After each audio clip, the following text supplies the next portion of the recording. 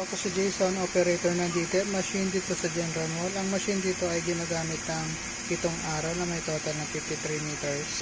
Ito ang copying area. Ito naman ang printer head.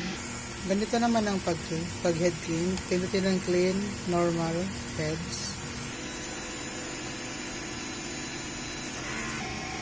Itong rubber wiper, sabay natin nililinisan kada head clean.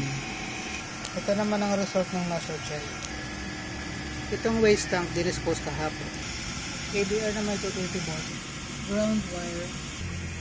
Ink level ay tama lang. Ito ang mga in-use ink namin. Ito naman yung unused ink, film, at saka cleaning solution, at powder. Ito ang aming workload monitoring. Consumable withdrawal monitoring. Weekly inventory. Daily checklist maintenance. Monthly checklist maintenance record. Yan lang po, salamat.